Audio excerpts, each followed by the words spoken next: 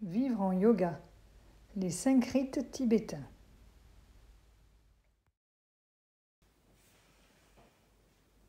Namasté, c'est Muriel pour Vivre en yoga.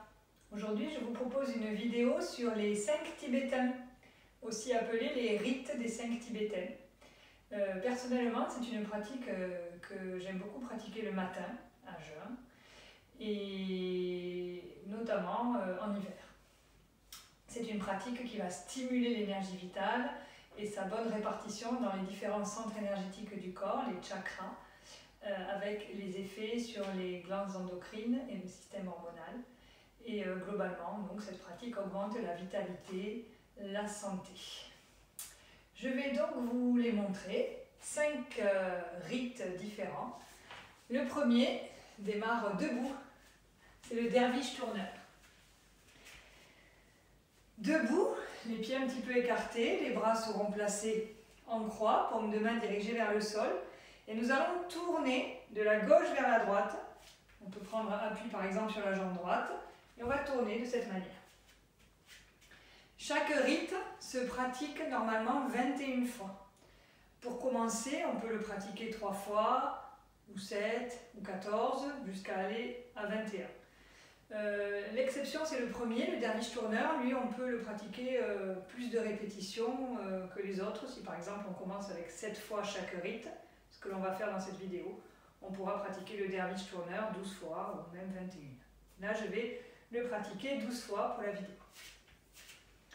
Évidemment, nous gardons les yeux ouverts, le regard à l'horizon et la respiration libre.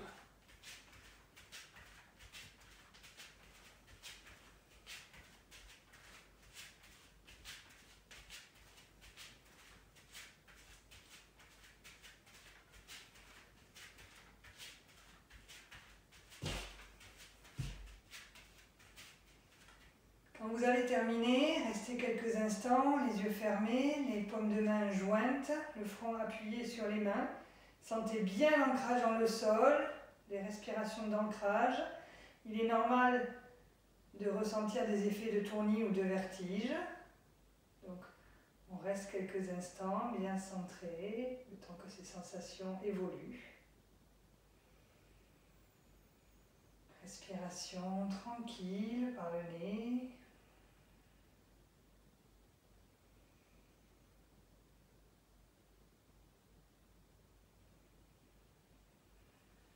Puis nous allons aller vers le deuxième rite qui se pratique allongé sur le sol.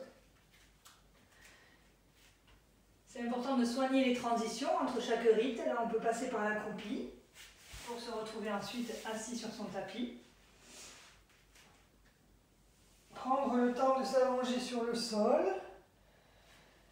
Et prendre le temps également, avant d'allonger les jambes, de bien plaquer le bas du dos, la partie lombaire sur le tapis. Puisque pendant ce deuxième rite, le clic-clac, on va porter une attention toute particulière à ce que la zone lombaire reste bien plaquée sur le sol. Je montre le rite. Les jambes sont côte à côte, les orteils flexent vers vous. Les bras sont le long du corps, paume de main dirigée vers le sol. Sur une inspiration, nous allons lever la tête, regarder le nombril, plaquer le menton contre la gorge. Sur la même inspiration, en plaquant les lombaires au sol, nous allons monter les jambes tendues. Puis sur l'expiration, nous descendons les jambes. Et enfin, nous redescendons la tête.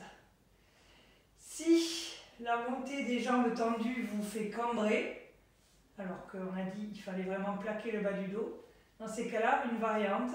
Inspire, nous levons la tête, nous plions les jambes, puis nous les tendons vers le ciel, orteil flex. Pour la descente, vous essayez de descendre jambes tendues. Si vous sentez que ça décolle, pliez et laissez glisser avant de redescendre enfin la tête. Petit à petit, vous allez vous habituer à ce deuxième rite et votre corps, en se renforçant, sera capable de monter les jambes tendues. C'est parti, cette fois. Inspire. Expire. Et on continue.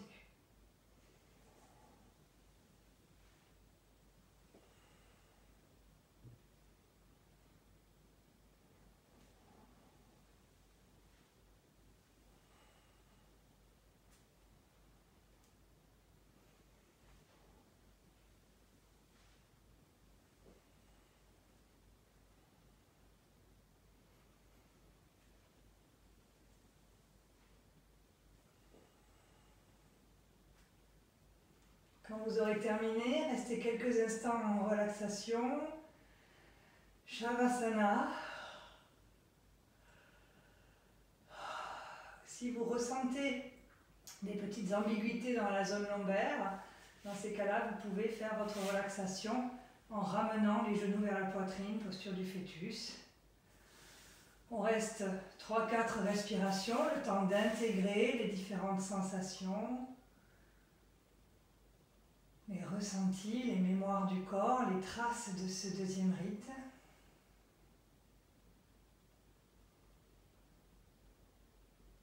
Sentez aussi votre respiration.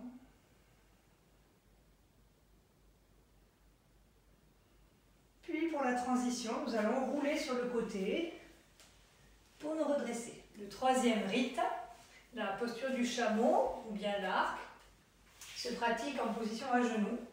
Si on a les genoux sensibles, on peut aussi le pratiquer en position debout, comme variante. Les orteils rentrés dans le tapis, les mains posées au niveau du bassin sur les crêtes iliaques et les coudes bien rapprochés l'un vers l'autre à l'arrière du dos. L'inspiration, on va voir la tête aller vers l'arrière et on va chercher une extension du dos, la partie, la zone haute de la colonne, partie entre les omoplates. Puis sur l'expiration, nous ramenons le dos et nous venons regarder le nombril. Cette fois, les pieds derrière sont écartés de la largeur du bassin.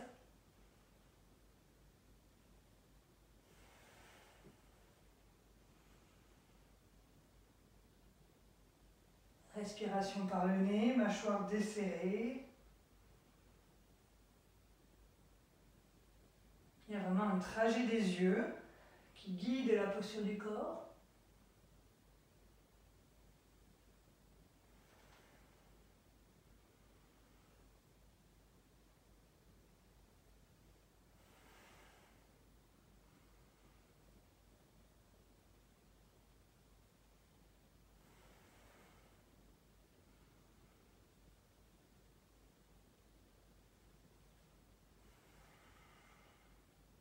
Dernière expiration, 7e fois. Nous pouvons venir nous asseoir dans une posture de notre choix. Ici le diamant, les fesses posées sur les talons, les mains l'une sur l'autre, les yeux fermés, relaxation. Accueil de toutes les sensations, conscience de la respiration.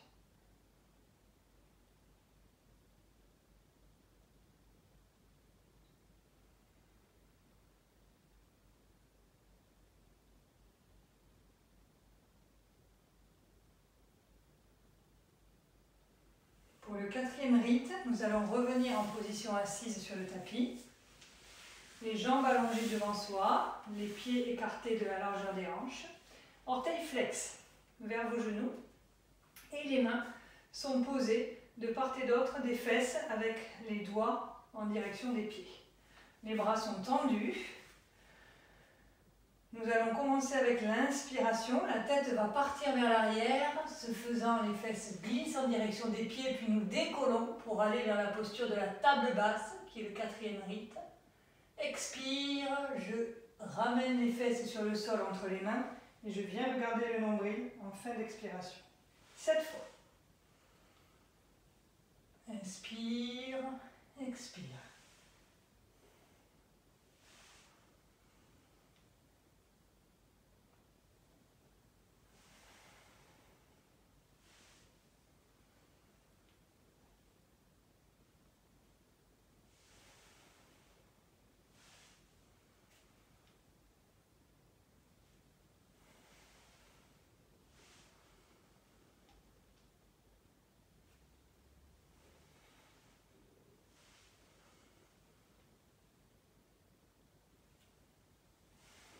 Quand nous terminons la 7e fois, à nouveau en posture assise.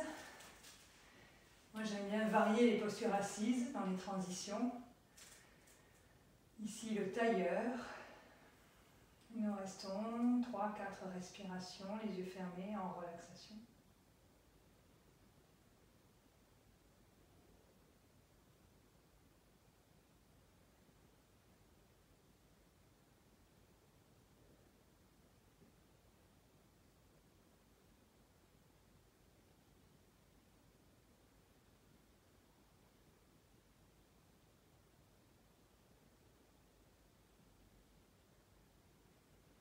avant d'aller vers le 5e et dernier rite qui va alterner deux postures.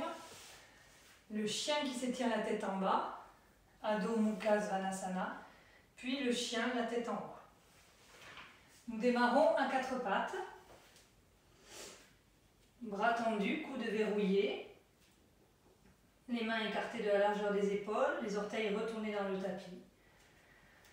Et nous allons commencer par une inspiration, comme chacun de ces rites, en allant vers le chien qui s'étire la tête en bas. C'est l'inspiration, contrairement à la salutation au soleil où on le pratique sur une expiration. Là, c'est bien l'inspiration, regard vers le nombril. Sur l'expiration, nous avançons le bassin vers le sol, le buste vers l'avant, la tête, et nous venons regarder vers le ciel. Sans poser les genoux, et nous enchaînons, inspire, chien tête en bas, etc. Une variante, si au début cette manière-là est trop difficile, déjà, pour le chien qui s'étire la tête en bas, la variante consiste à garder les bras bien tendus, à garder les genoux fléchis, bien repoussés sur les mains pour aligner le dos, regarder vers le nombril, inspire. Et si on peut, ensuite on va tendre les jambes et poser les talons au sol. Mais au début, on peut rester comme ça fléchi. Puis, pour aller vers le chien qui s'étire la tête en haut, en variante plus douce, on va tout simplement poser les genoux sur le sol, laisser le bassin aller vers le bas, s'appuyer sur les mains pour venir regarder vers le ciel. Et à chaque fois, comme ça, on posera les genoux. Et puis petit à petit, on arrivera à le faire en gardant les genoux décollés. Donc nous pratiquons maintenant ce dernier rite 7 fois. Inspire, chien tête en bas. Regard nombril. Expire, chien tête en haut. Regarde vers le ciel.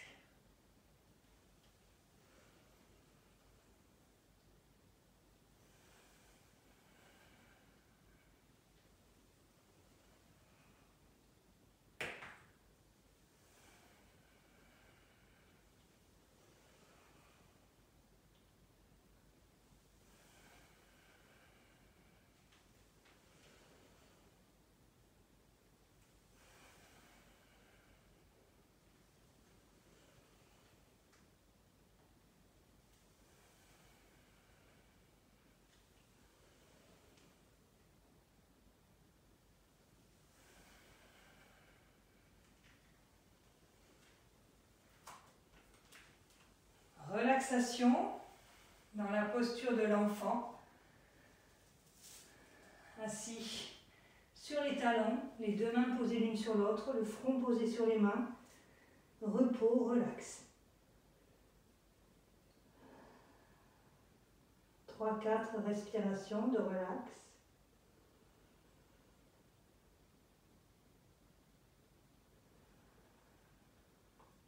Si la respiration s'est agitée, on la laisse retrouver naturellement son calme. Peut-être ça va prendre un peu plus que 3 à 4 respirations.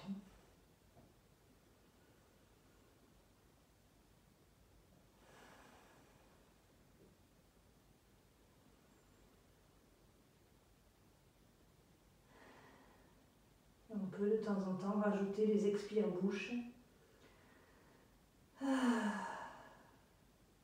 Lâcher prise.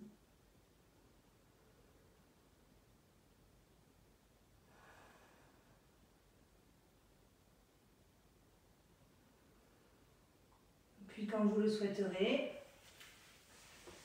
vous pourrez sortir de ce moment de relax. Et après, libre à vous de terminer les 5 rites par une relaxation en Shavasana si vous les pratiquez le soir. Le matin, c'est bien de terminer dans une dynamique plutôt verticale. On peut rester un petit peu en assise, quelques instants de concentration, méditation, ou enchaîner directement avec la suite de sa journée. Voilà, c'est vraiment une pratique intéressante à faire avec régularité. Il vaut mieux faire moins de répétitions, surtout au début, tous les jours, par exemple 6 jours sur 7, plutôt que faire une seule fois par semaine les 21 répétitions de chaque rite. Voilà.